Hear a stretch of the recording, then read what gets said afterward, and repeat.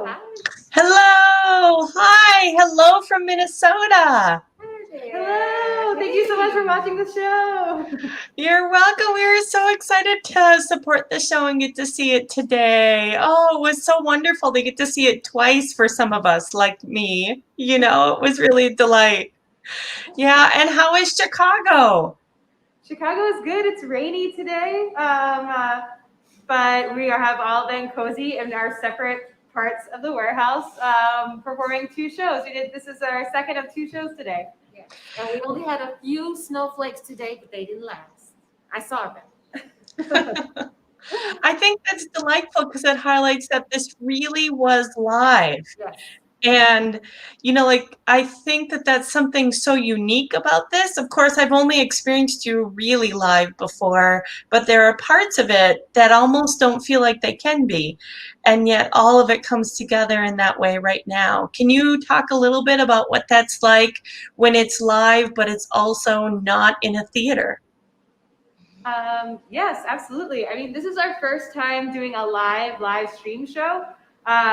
Always in the past, we've done our live shows are just meant to be seen live in theaters, and then our film work is specifically for film and video, and we really didn't have much intersection between the two. But when COVID happened and all of our touring was canceled, we thought, oh, we want to figure out how to live stream a show and do it safely from the studio.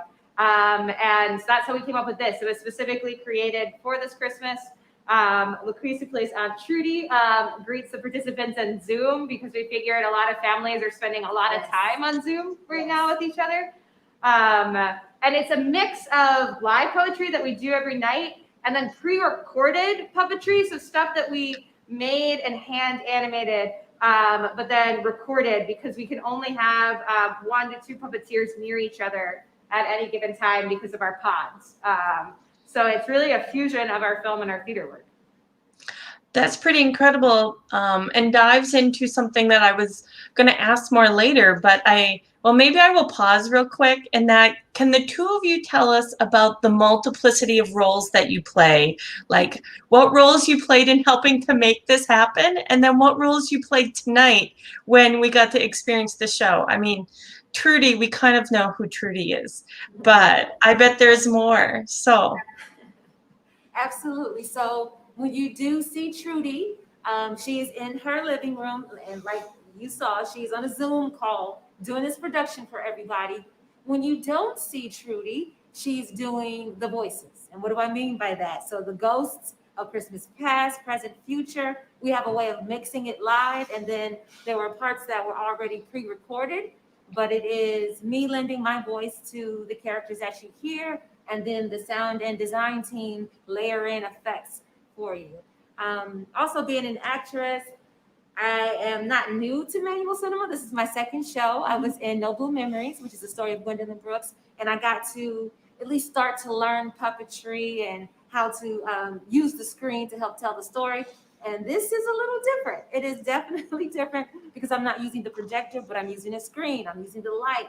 And so we definitely wear many hats, but not as many as the other puppeteers. And LaCrease starred as Gwendolyn Brooks, and that was our very first show with words. So I think LaCrease has had the most words or lines of any manual cinema performer ever. Well, that's lovely since it honors a poet who clearly loved words. I mean, yeah. Yeah, and such extraordinary language. Yeah, that show is one of my favorites of ours.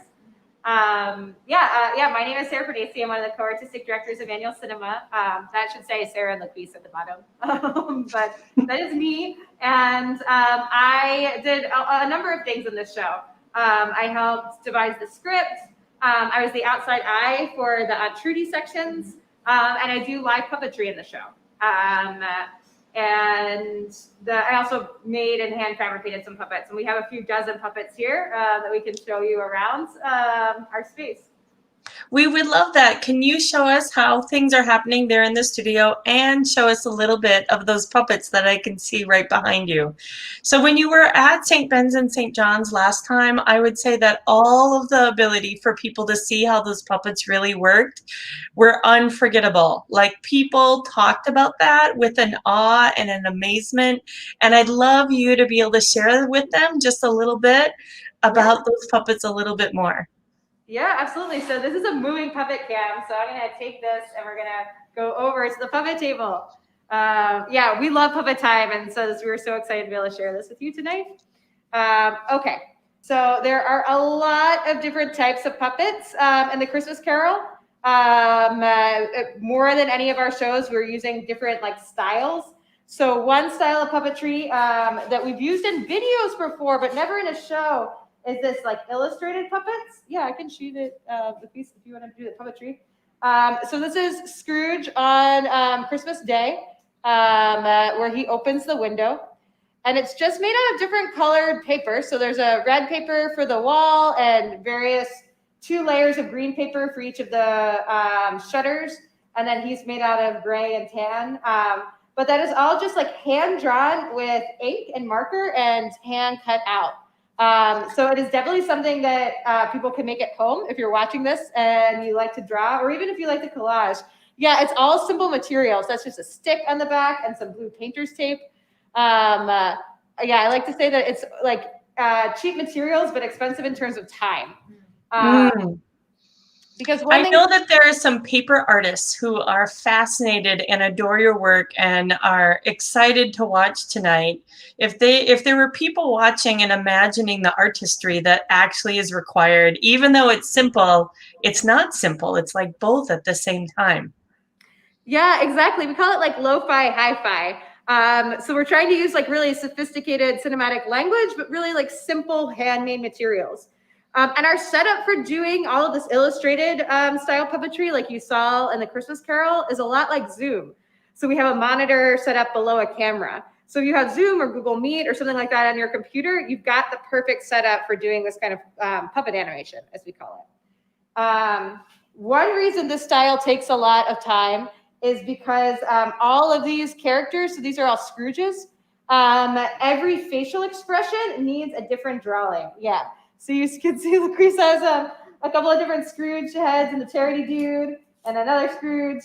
And you can see they don't have like hats on them. It's because for the caps, what we did was we just drew one outfit and then changed out the heads when you needed different expressions to like try to save ourselves at least like a little bit of time. But yep, so that changes up there. And actually, if I go close up on this, you can kind of see like his outfit at the end. That's just like a thick marker doing the detailing on that. So, and then all of those layers of paper are just taped together.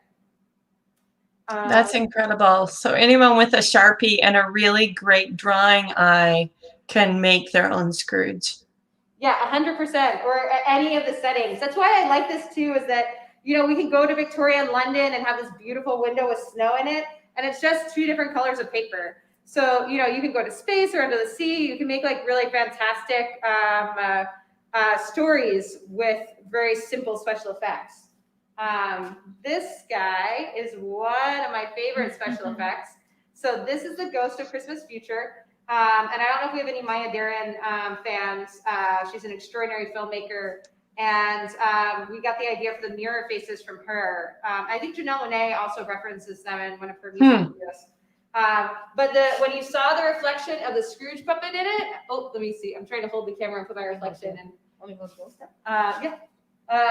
So the reflection that you see of Scrooge is actually the puppet, just like how you can kind of see me.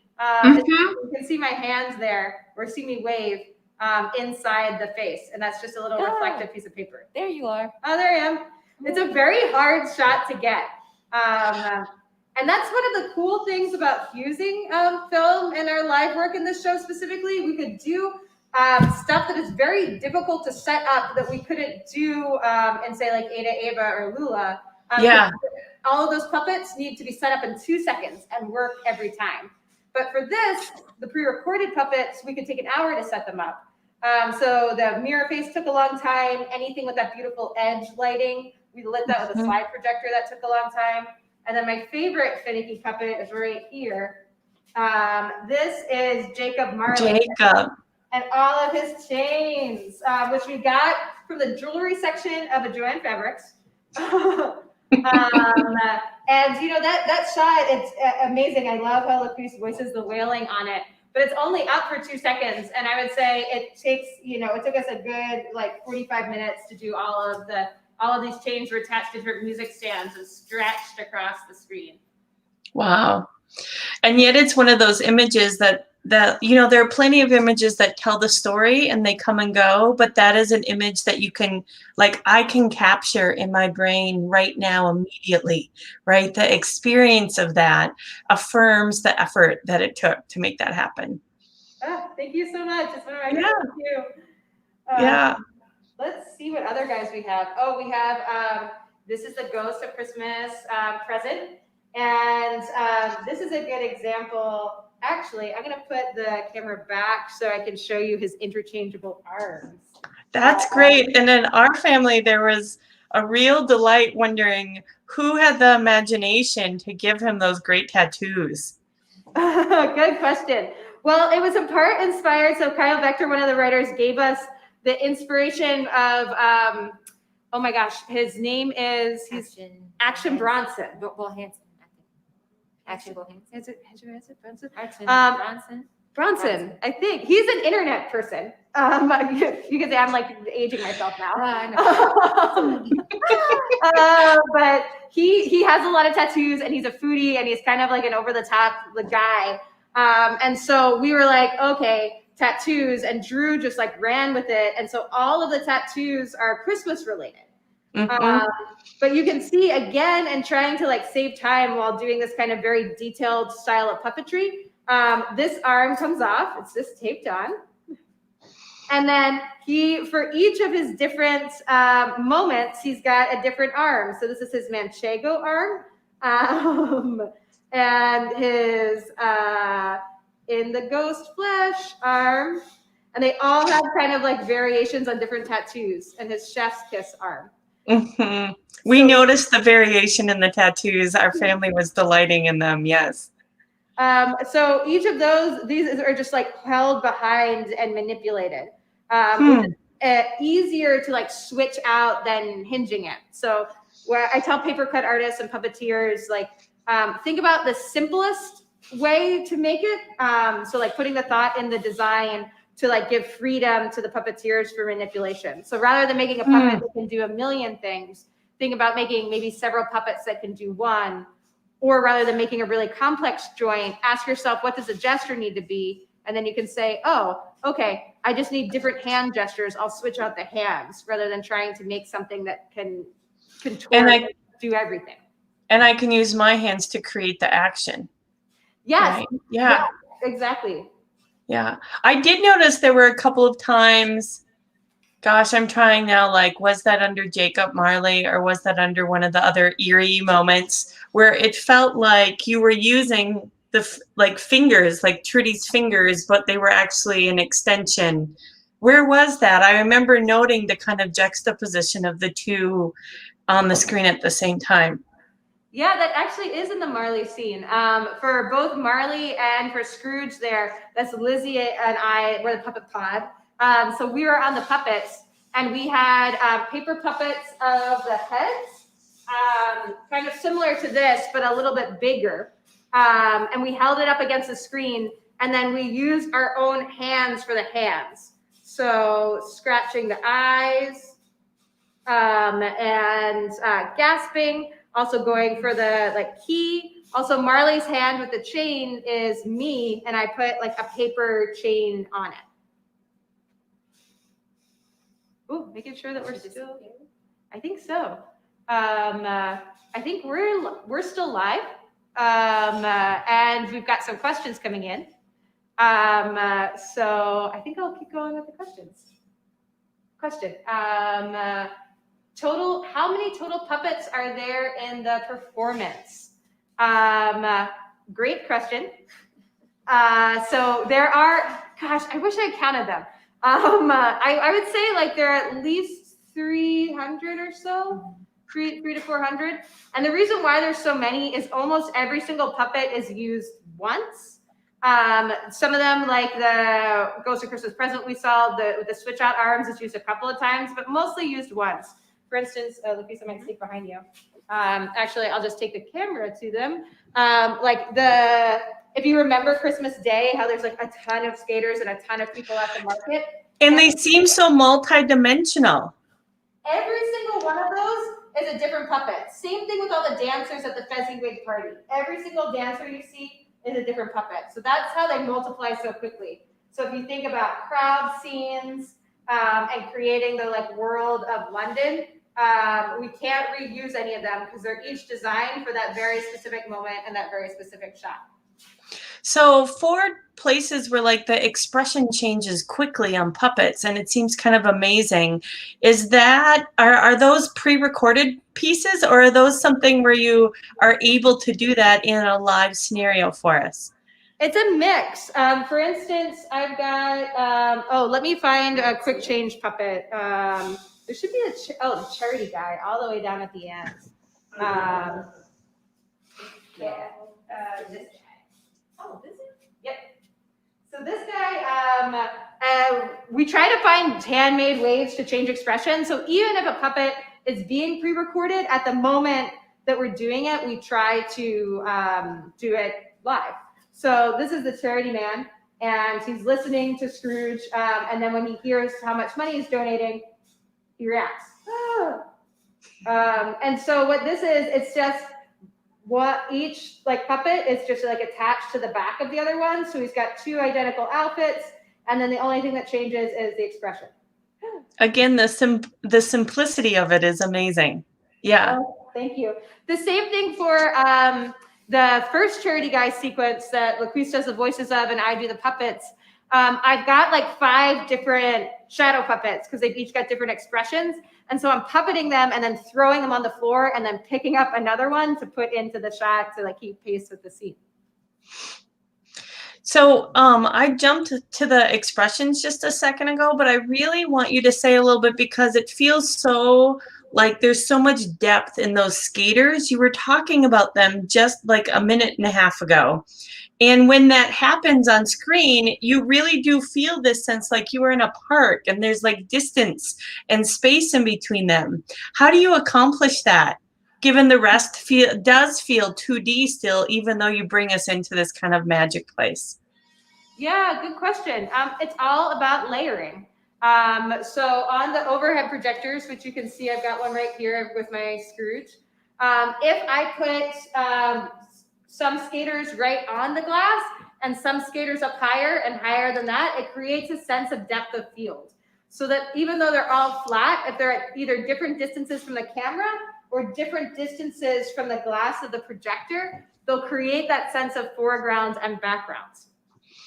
So you were truly just holding them up in order to create the depth that we experience, which is kind of incredible to think of.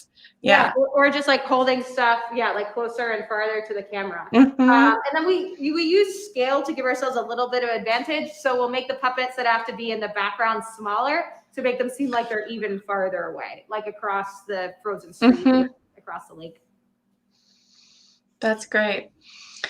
I want to ask a question about that's not just functional about the puppets, but I'm so curious about the choices that you made intermixing Chicago and Hyde Park and England and modern and past. Can you talk about some of those choices along the way and some of the ones that you love the most or that you really wanted to make happen for particular reasons, or just talk about that juxtaposition that we get both in one story? Yeah, so we were really excited about making like a Christmas Carol for today. So when we were writing the Aunt Trudy framework, we were really excited that one, it's set in 2020 and that she's doing it over Zoom for her family, because I think there are a lot of us who won't be able to see our families this holiday and will be connecting through digital means. It was really important for us to tell a story of loss because we've lost so many fellow citizens and so many people this year, and there's so many people who dealing with loss over the holidays. And then inside the Christmas Carol story, we were just really excited about thinking about, like the character of Uncle Joe doing this puppet show every year and like putting his own spin on it, and then Aunt Trudy putting her own language onto it, and that, they're performing the Christmas Carol today for today. So like, what are the like funny little tidbits you would add? like relaxed boomer. Like what are moments that feel true to the moment in the story, but just like translates it and like updates it in like fun, expressive way. And I like that line. I really do like the Ghost of Christmas Past because she has that device in her hand.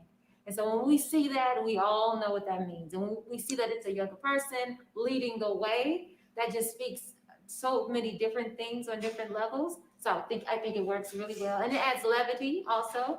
So I love the fact that the production gets to be very specific because that's how that's how you address the universal. So I as a South Sider from Chicago, when I get to talk about Hyde Park and my place, I'm like, oh, that's so relatable. So I'm hoping that other people feel the same way too when they see it.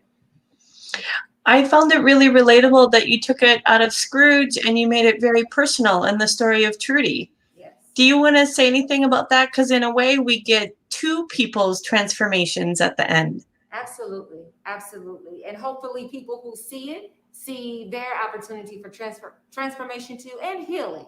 Because I'll give you an example. I have family in different parts of the country, and we had a Zoom Thanksgiving. And I said, what is this? I can't taste the food. There's my grandmother, et cetera, et cetera. And I had a moment where I chuckled to myself like, oh, Aunt Trudy's first couple of lines I guess it is good to see you. It is, because we're still here to celebrate each other and experience each other. And then also watching the news, and I don't want to do too much of that. It can bring me down, but at the same time, I need to be informed. When we have, and I'm just giving examples, personal examples.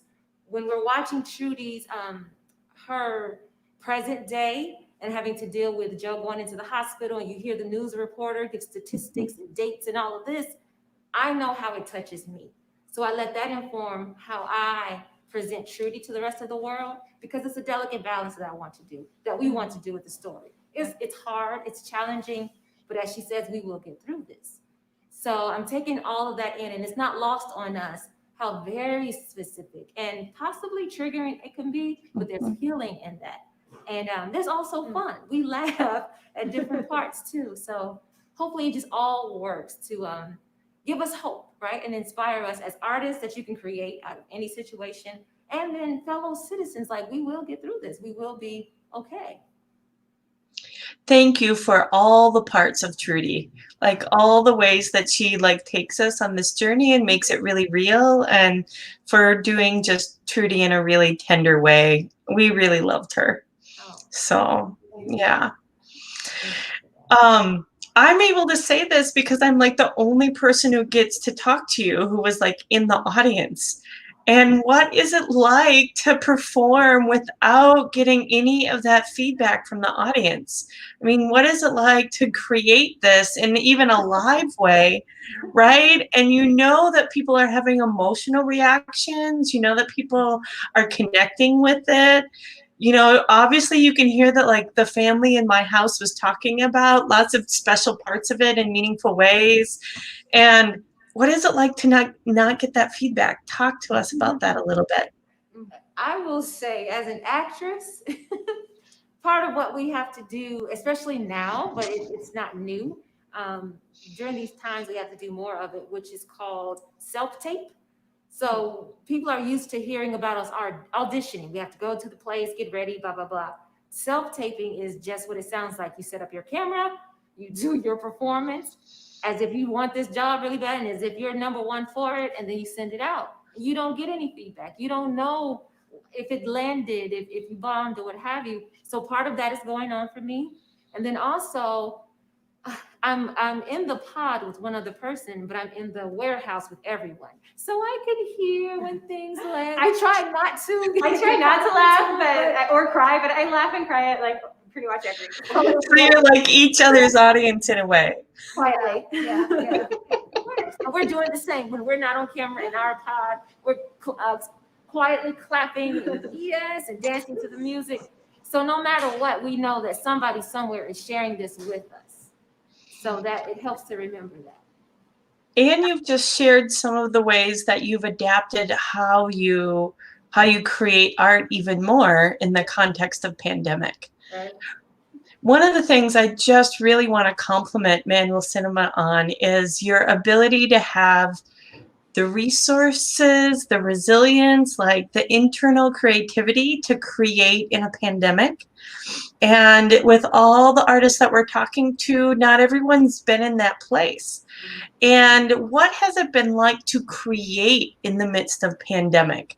And you just shared like some of the functionality pieces, and maybe there are others, but what's it also like creatively and emotionally to do that?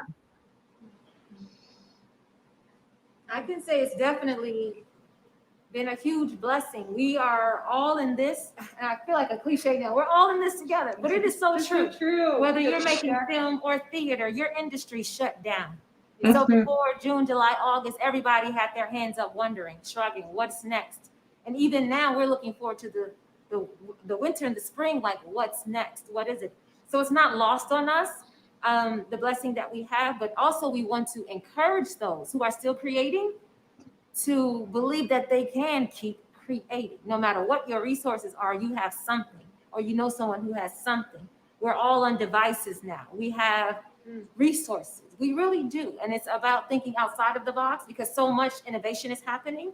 And if you look at social media, so many things have been created to keep us occupied, to keep us entertained, to keep us spending what disposable income we do have, right? So the world is still turning. We're still creating as we mourn and as we heal. And the world will need artists even more. So keep doing it. Keep going. Yeah.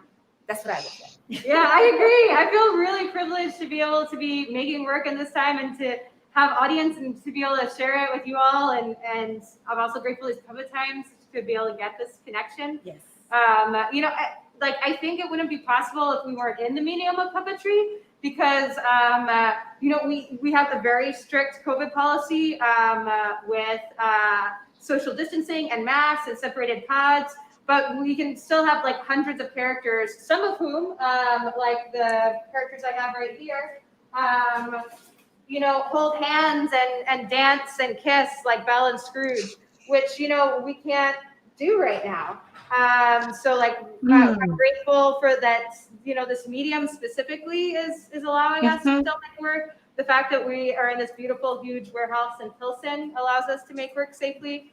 So I'm just really grateful to be an artist in these times when so many people, especially in theater, can't tell stories, to be able to be telling a story right now during the holidays with you all. Thank you for creating, and that we were able to be a part of it. Like, it was really an honor and a delight to have Manual Cinema be part of what we are doing here. Like, I really, really loved it.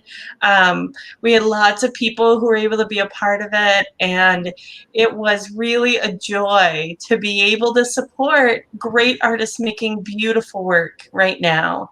What is next? Like, what is the next piece when you look forward? What do you imagine as we might possibly return to normalcy? We imagine what the next months and year might be. Yeah, good question. I mean, Manual Cinema, we're really excited. We're going to try to do an adaptation of a Mo Willems piece for children early next year with the Kennedy Center.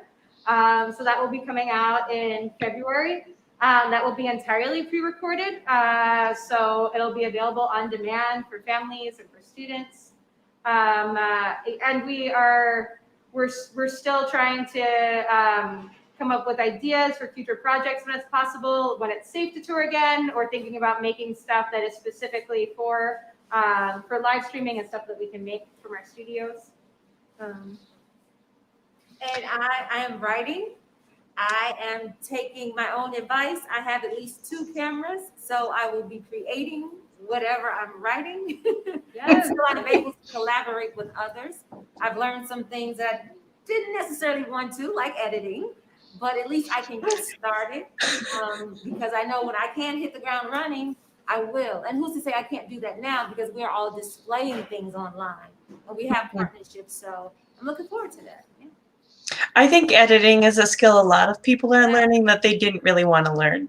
Oh, yes. The most important part of manual cinema shows is like editing and like remaking and like rewriting.